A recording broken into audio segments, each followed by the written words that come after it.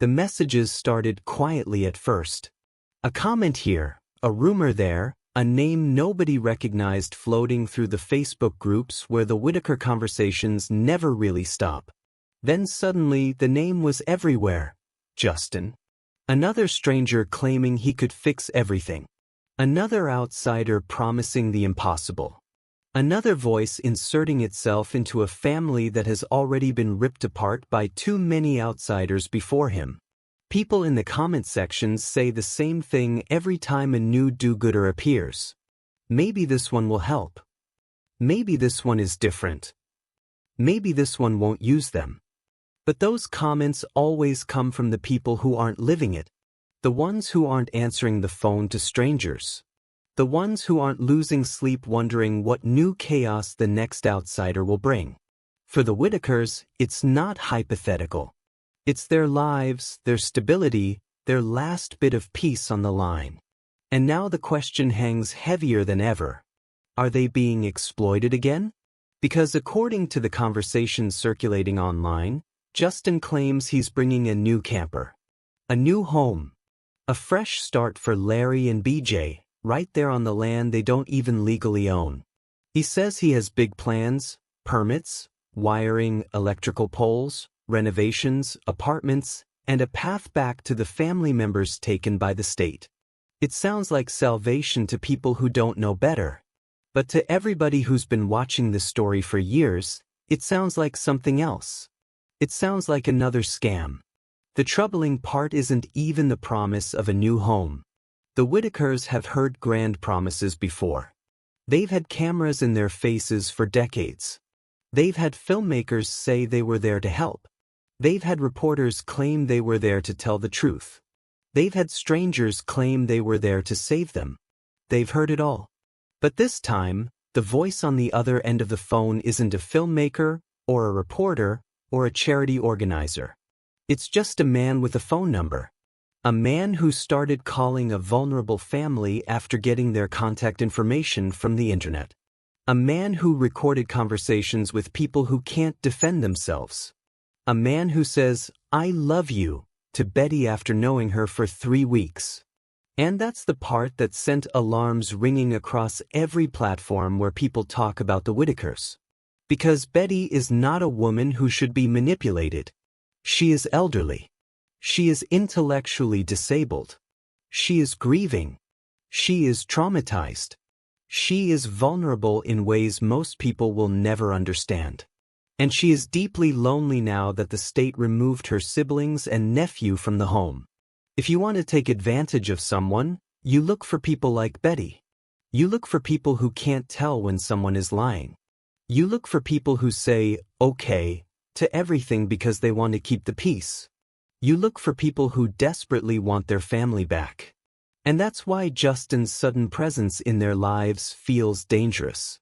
He tells Betty she needs to get permits, something she has no way of understanding. He talks about wires and poles and hookups she cannot manage. He tells her he's going to get her a 3-bedroom apartment with Lorraine in one room and her in another. He says it all with authority, like he already has the power to make it happen. Like he's already the decision maker in their story. But the state does not work like that. Social services does not hand over adults with severe disabilities because someone bought a camper. Custody does not change hands because a stranger says he's renovating a house. And nobody, absolutely nobody, gets an apartment for vulnerable adults without official documentation, caseworkers, and legal proceedings. So who is Justin making these promises for? Because it certainly isn't the state. And it certainly isn't Betty. And it definitely isn't the truth. Worse, he records the conversations. He gives permission for YouTubers to play those messages publicly. He turns their private confusion into entertainment for strangers. And people wonder why the state stepped in to begin with. What outsider has ever entered the Whittakers' world and made things better? Since the moment their story went viral, strangers have filmed them, lied about them, diagnosed them, analyzed them, exploited them for views, used them for sympathy, and shoved cameras in their faces for profit. They have been photographed, examined, debated, and dissected. Never protected. Never left alone. Never given peace. And now the cycle repeats again, with a man calling from a phone number he should never have had. People inside the community are asking the same question. Why is Betty answering the phone? After everything that happened, after their loved ones were taken, after the chaos of fake fundraisers, fake deaths, and exploitation, why is she still talking to strangers? The answer is heartbreaking but simple. She doesn't understand the threat. Strangers ruin their lives, but she doesn't fully grasp that. She only knows she is lonely. She only knows she wants her family back. She only knows that someone is promising to help her. And when someone promises something she wants, she says, okay. That word has become her shield against a world that keeps hurting her. But okay won't save her. And Justin won't save her. And a camper won't save her. That's what makes this situation more horrifying than strange. It is predictable. Vulnerable people are always the easiest targets. And when vulnerable people are also poor, disabled, elderly, and isolated, exploitation becomes a revolving door. First it was curiosity seekers driving down the dirt road to stare at the family like a roadside attraction. Then it was YouTubers filming them for shock value.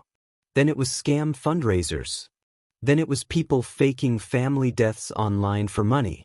Now it's strangers calling with promises of homes they can't provide.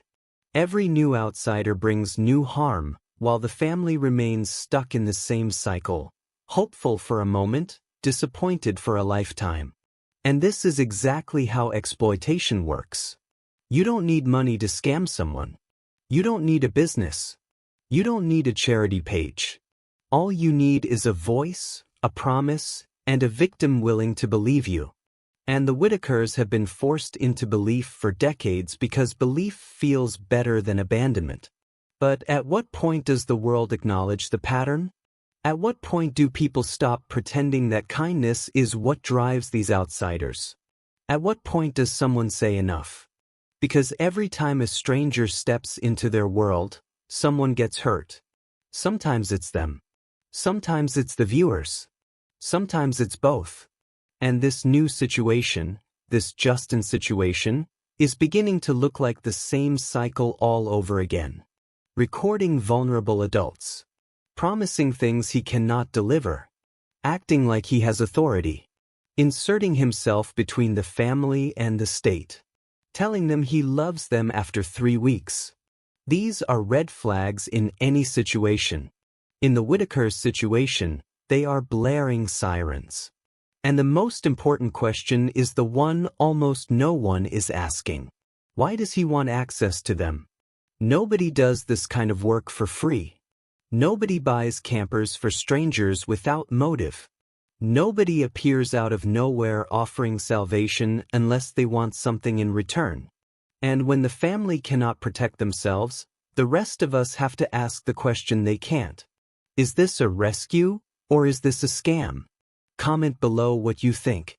The deeper people looked into Justin's sudden involvement with the Whittakers, the more unsettling the situation began to feel. It wasn't just the promises. It wasn't just the recordings. It wasn't just the strange familiarity he used with Betty.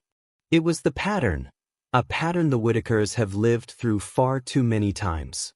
Promises made by strangers always follow the same script. Step 1. I want to help. Step 2. I know what's best for you. Step 3. Trust me. Step 4. Devastation. The community has watched this cycle repeat enough times to recognize it instantly. Yet the family at the center of it all still doesn't see the danger, not because they are naive, but because nobody has ever protected them in a way that teaches them how to recognize red flags. People online began asking the uncomfortable questions others were afraid to voice. What does Justin want from them? Why record conversations with vulnerable adults? Why push for permits and wiring and apartments when he hasn't even proven he has the authority or resources to make those decisions?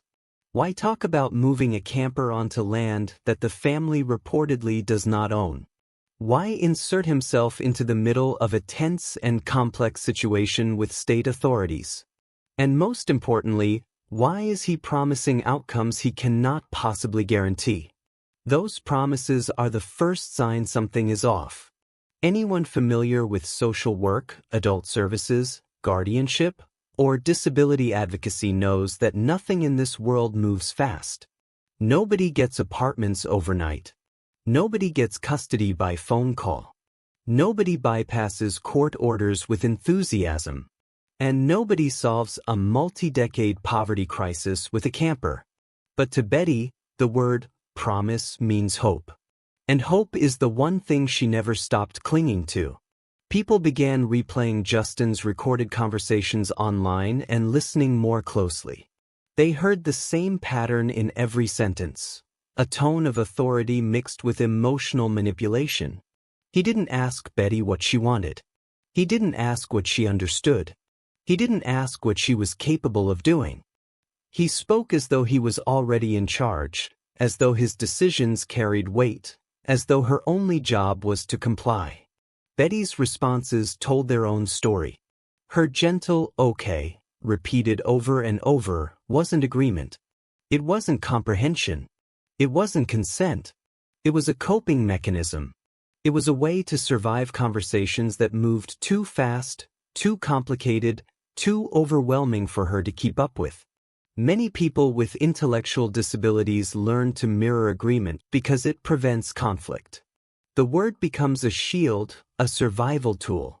But people looking from the outside, especially those who do not understand disability, hear that "okay" and assume it means she understands the plan. They assume she is informed. They assume she is consenting. In reality, Betty may not understand what a permit is, what electrical work involves, what property ownership requires, or what apartment leases look like. She may not fully understand what the state needs from her, what the law allows, or what the timeline for reunification involves.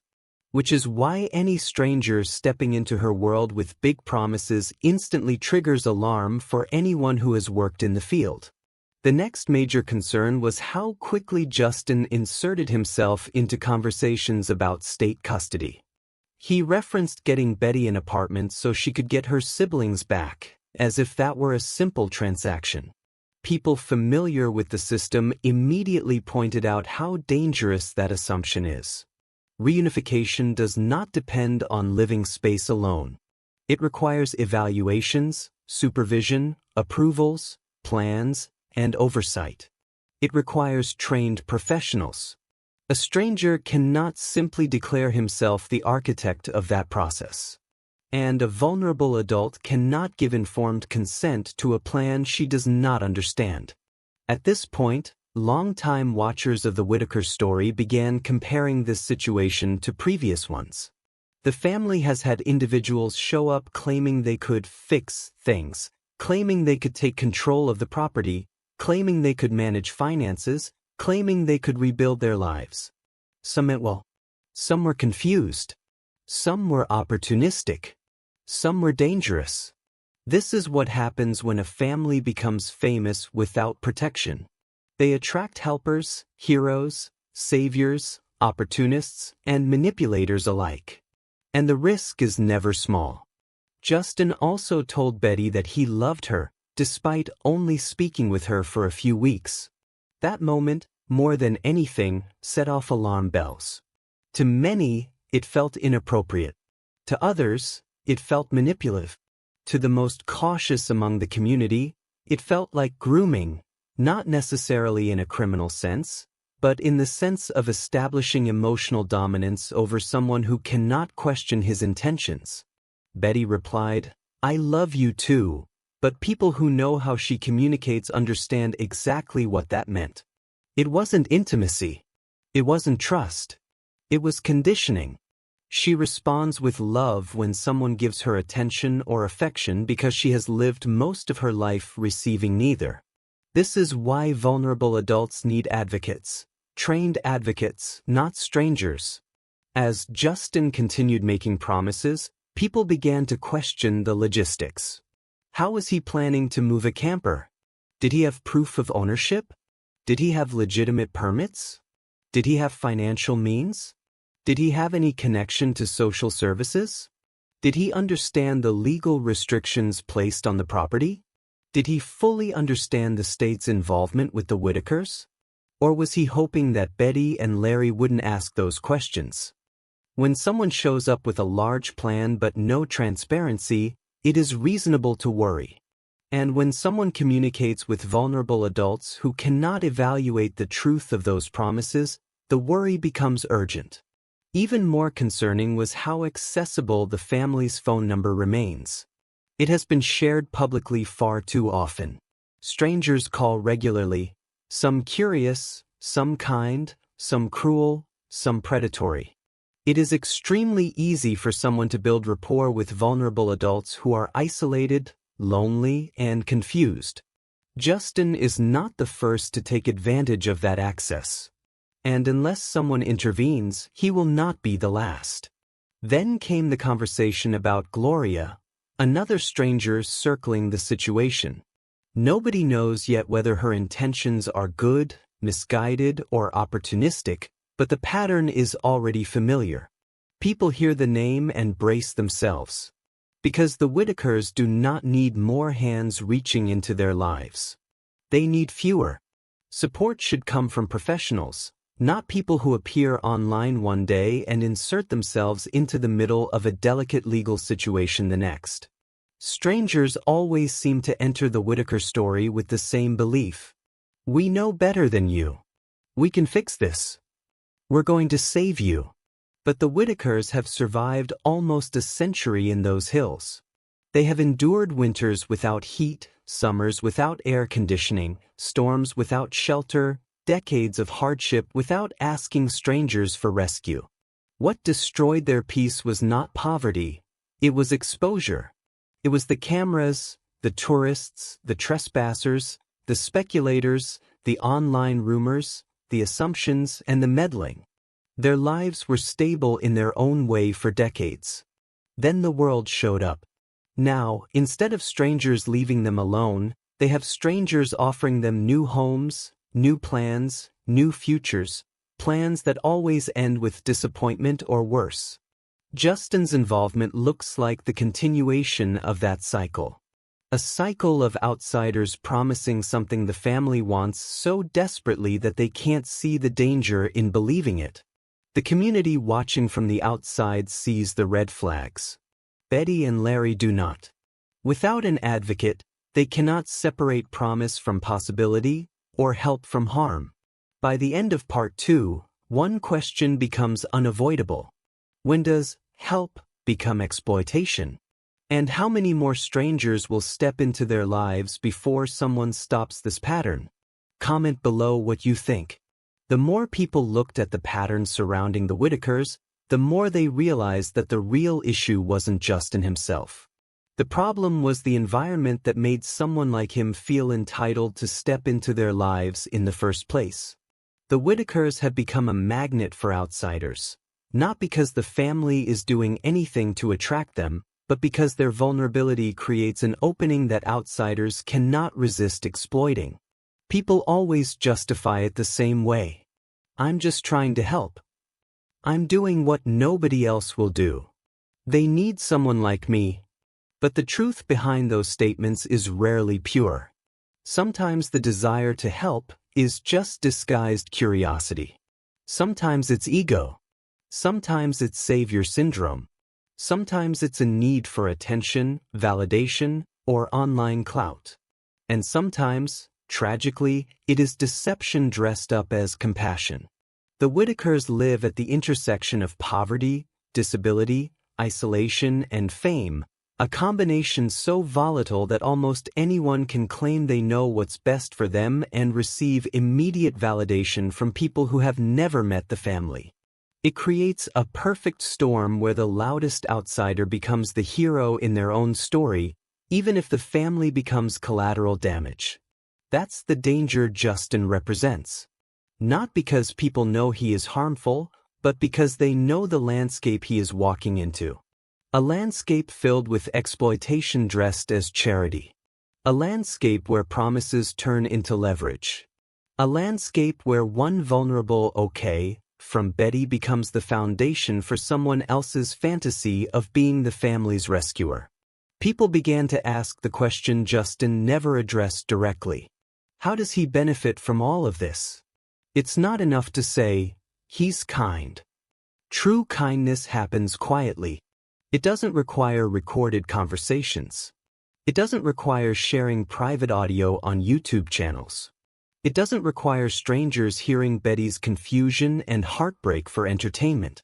It doesn't require someone inserting themselves into complex state matters they do not understand.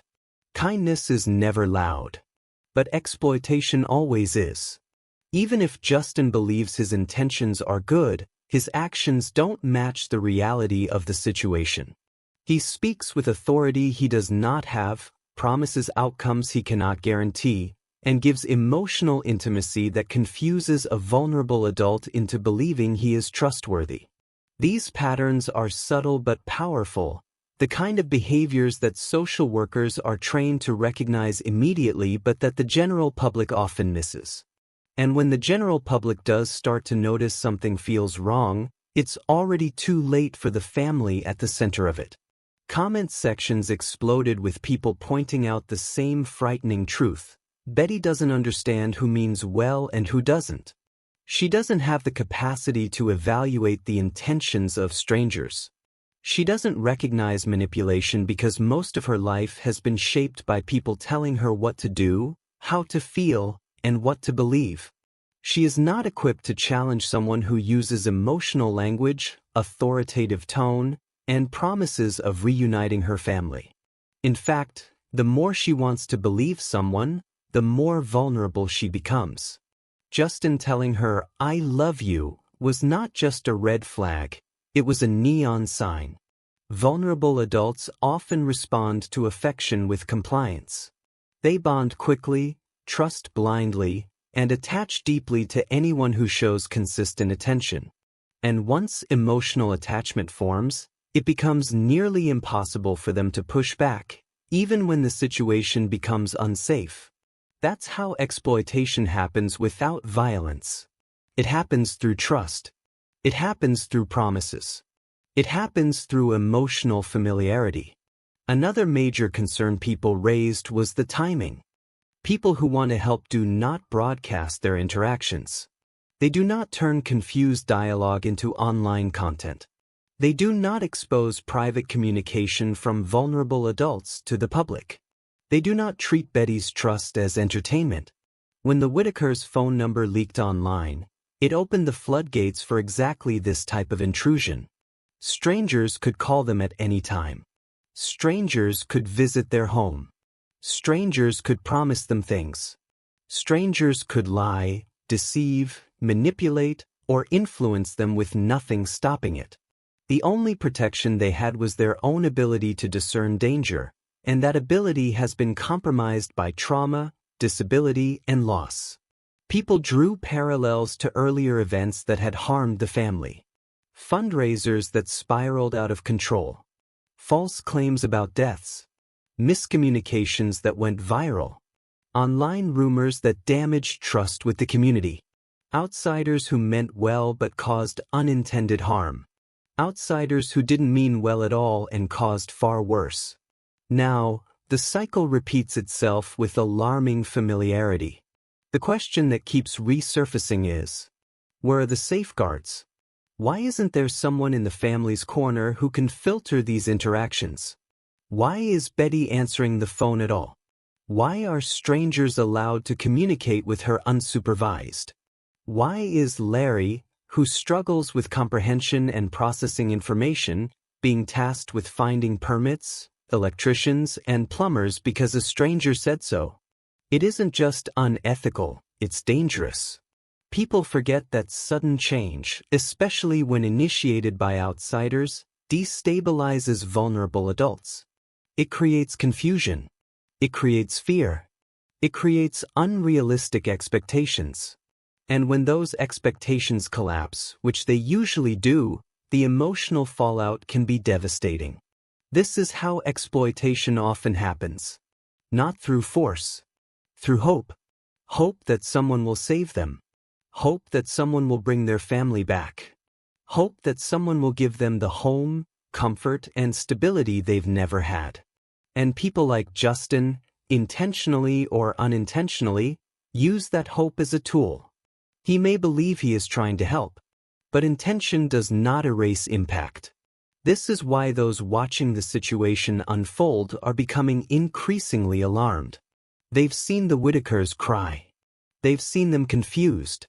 They've seen them embarrassed, overwhelmed, and hurt by the world's fascination with them. And now they're watching a new stranger offer them dreams he cannot deliver. More than anything, this moment reveals something heartbreaking. The Whittakers don't have boundaries because they've never had the chance to build them. When you grow up isolated, with no stable support network, no education, no access to advocacy, and no tools to recognize manipulation, you become vulnerable in ways that outsiders immediately notice. And the wrong outsiders take advantage of that. Part 3 reveals the core truth behind this growing concern. The problem isn't one man named Justin. The problem is that the world keeps seeing the Whittakers as a story instead of a family. Every new character entering their lives feels like a plot twist, not a risk. Every new promise feels like a storyline, not a potential threat. Every new outsider is judged by their intentions, not the effect they may have on fragile lives. The Whittakers have survived decades of hardship. What they may not survive is the endless parade of people trying to save them. Comment below what you think. What scares people most about the situation unfolding around the Whittakers isn't the shock factor anymore. It isn't the viral attention, the internet theories, or even the state intervention.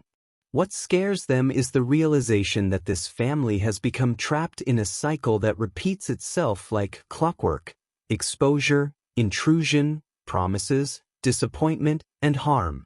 And every time a stranger steps in, that cycle begins again. Justin became the newest link in a chain the Whittakers never asked for. It's not just about one man, it's about what his arrival represents. The ongoing vulnerability of a family that has been stripped of privacy, stripped of autonomy, and stripped of the ability to protect themselves from those who claim they're only trying to help. People online started connecting the dots. The more they looked at how these patterns kept resurfacing, the more they realized the Whittakers don't just need compassion, they need protection. Real protection. Protection from outsiders. Protection from false promises. Protection from the emotional manipulation that follows every new savior who enters their lives. Because the Whittakers are not characters in a documentary. They are not a charity project for strangers to experiment with. They are not a storyline to be rewritten by people craving meaning or attention. They are a family caught in the crossfire of public fascination. Over the past few years, their name has become currency on social media. For some creators, mentioning the Whittakers is enough to bring views. Some use their story to push their own agendas. Some twist facts to fit narratives. And some insert themselves physically into the family's life, hoping to turn their involvement into something bigger. This is what exploitation looks like in the digital age. It doesn't always take money.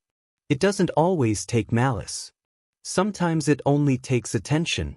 And for a family as isolated and vulnerable as the Whittakers, attention becomes a weapon. Justin's situation exposed this reality in a new way. His conversations with Betty revealed just how easy it is for a stranger to influence them. Not because they're weak, but because they've never been given the tools to defend themselves. They've never been taught how to set boundaries. They've never been taught how to identify manipulation. They've never been taught how to navigate systems. They've never had consistent, trusted advocates. So when someone calls with promises, they believe. Because belief is all they have. And that belief has cost them more than the world will ever know. The tragic part is that strangers don't just manipulate the Whittakers emotionally, they interfere with their legal situation. Promising an apartment, promising a camper, promising a path to reunification can create false expectations that clash with state requirements. When those people who truly understand the system know that the worst thing a stranger can do is insert themselves between a vulnerable adult and the state. It complicates everything. It slows everything down. It creates confusion for social workers who are already dealing with lack of resources, heavy caseloads, and complex needs. Justin's interference, even if he thinks he is helping, risks making the situation worse for Betty, Larry, and the family members taken into care. Worse yet, it risks triggering suspicion from the state. Are the Whittakers being manipulated? Are strangers influencing their decisions? Are people making promises that compromise the reunification process? When the state sees instability around a vulnerable family, it reacts cautiously, sometimes severely. That is why interference is so dangerous. It feeds a system that already fears the risks involved with reunifying disabled adults into an unsafe or unpredictable environment. Every stranger who enters the Whittaker world, deliberately or accidentally, adds another layer of instability. And that instability leads to one of the darkest truths about their situation. The biggest threat to the Whittakers right now isn't their poverty. It isn't their disability. It isn't their living conditions. It's the intrusion of unqualified outsiders. This realization became painfully clear when people began discussing what kind of help the Whittakers actually need. The answer wasn't a camper. It wasn't an apartment. It wasn't a YouTuber. It wasn't a Facebook activist. It wasn't someone calling to say, "I love you," after 3 weeks. What they need is a licensed advocate. Someone trained to navigate disability rights. Someone who understands the state's requirements. Someone who knows how to speak the language of social services. Someone who can push back on bureaucratic delays and demand transparency. But advocates like that are rarely the ones who show up uninvited. Instead, people like Justin walk through the door, promising what they cannot give. This is why many viewers and locals feel frustrated, even angry. They see the same mistakes repeating themselves. They see the same heartbreak forming in slow motion. They see the same cycle waiting to swallow the family all over again. They see a family that wants nothing more than to live in peace, yet peace is the one thing strangers keep taking from them. And this leads to the final, uncomfortable truth. The Whittakers don't need to be saved. They need to be left alone long enough to be supported by legitimate professionals. They need stability, not spectacle. They need boundaries, not promises. They need advocates, not rescuers. They need protection, not pity. Because every time a stranger walks into their lives with a plan, the family ends up paying a price. Sometimes that price is emotional. Sometimes it is financial. Sometimes it is relational. Sometimes it is the loss of trust in the very people who are supposed to help them. The world has mistaken involvement for compassion. Real compassion knows when to step back. Real compassion respects boundaries. Real compassion understands the danger of false hope. The Whittakers deserve more than a revolving door of outsiders with dreams of being heroes. They deserve stability. They deserve clarity. They deserve protection. And most importantly, they deserve the chance to make decisions without manipulators disguising themselves as saviors. The question now is simple. Will people finally learn? Or will the cycle begin again with the next stranger who decides he knows what's best? Comment below what you think. Thank you for watching this video. Click here to watch another video that might interest you.